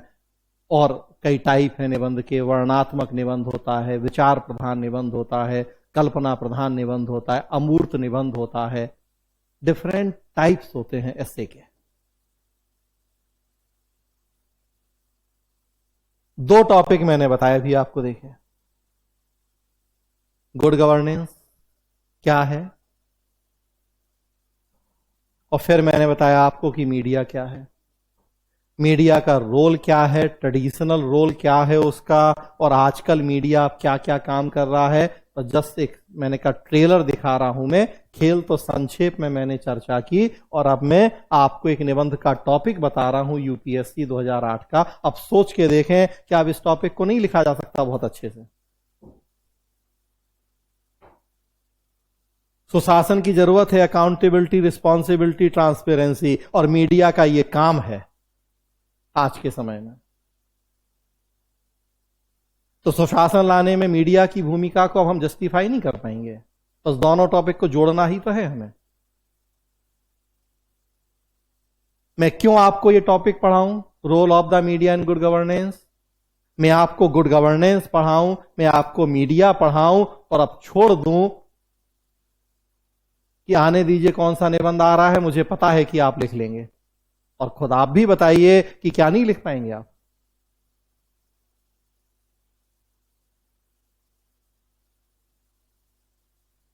Role of the media in good governance, अगर आपको गुड गवर्नेंस पता है, अगर आपको मीडिया का रोल पता है, और दोनों का रिलेशन, बस ये काम आप कर सकते हैं, बहुत अच्छे से कर सकते हैं आप ये काम। अब इस टॉपिक को करवाने की जरूरत नहीं है मुझे, बाकी लोग टॉपिक करवा रहे हैं। हम आपको टॉपिक कैसे हल करना है उसके पहले की प्रोसेस करवा रहे हैं कि अब कोई भी टॉपिक आ जाए आपके पास, आप कर लोगे। हमें भरोसा है अपने अप्रोच, अपने ऊपर, और फिर आपके ऊपर भी कर लोगे आप।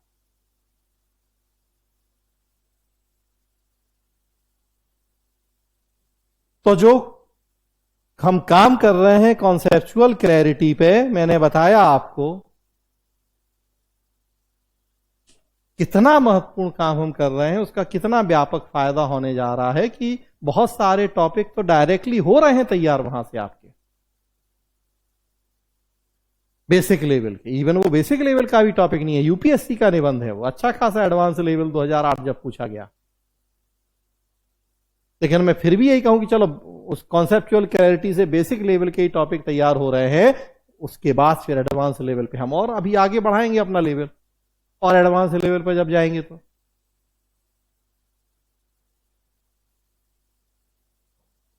आज की क्लास अब मैं यहीं रोकूंगा। दो बेसिक कॉन्सेप्ट की मैंने बात भी कर ली संक्षेप में आपसे, गुड गवर्नेंस और मीडिया। और खैर आज मेरा पर्पज उस टॉपिक का डिस्कशन नहीं था, पर्पज बस जैसा मैंने कहा एक अप्रोच और एक खेल खेलना था आपके साथ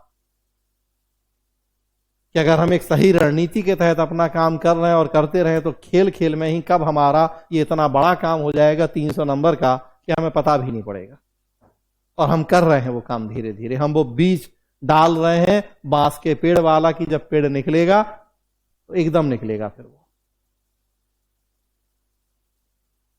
कोई कुछ पूछना बताना चाहता है पूछ सकता है, बता सकता है। क्लास निरंतर जैसा चल रही थी सो फिर चलती रहेगी, बस बीच में त्योहार था तो उसकी वजह से ब्रेक था हम लोगों का। सो इसीलिए आज मैंने अब तक की बातों को आपको संक्षेप में रिवाइज किया, पूरा आइडिया दिया, बताया। और फिलहाल अब इधर मैं क्लास लूंगा कुछ दिन आपके साथ और हम इसी तरह से कुछ बेसिक कॉन्सेप्ट्स की बात करेंगे खेलते खेलते। और निबंध के बहुत सारे टॉपिक तैयार होते रहेंगे, बीच बीच में मैं टॉपिक बताता भी रहूंगा ऐसी आपको, और बस देखते देखते हमारा काम हो जाएगा। कुछ भी पूछना बताना चाहते हैं अपना माइक ऑन कर सकते हैं, पूछ सकते हैं, बता सकते हैं।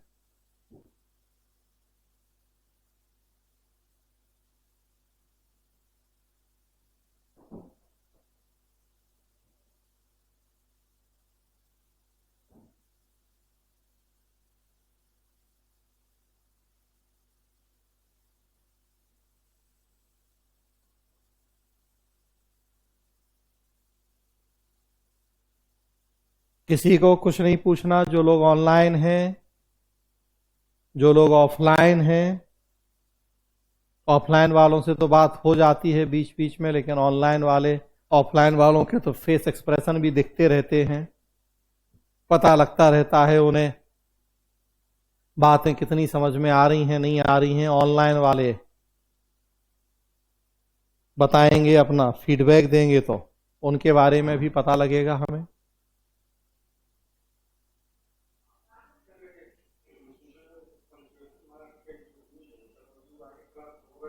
हाँ अभी क्लास होगी, अभी सर की क्लास भी अभी और होनी है। जैसे ही आपका प्री का रिजल्ट आएगा बीपीएससी का, उसके बाद फिर सर की कुछ और क्लास होंगी। वो अभी जो चीज़ें बची हैं वो सब होंगी, वो सिखाई जाएंगी आपको जी। तो जैसे ही प्री का रिजल्ट आएगा तो फिर अभी सर की जो बची हुई क्लासेस हैं वो होंगी अभी।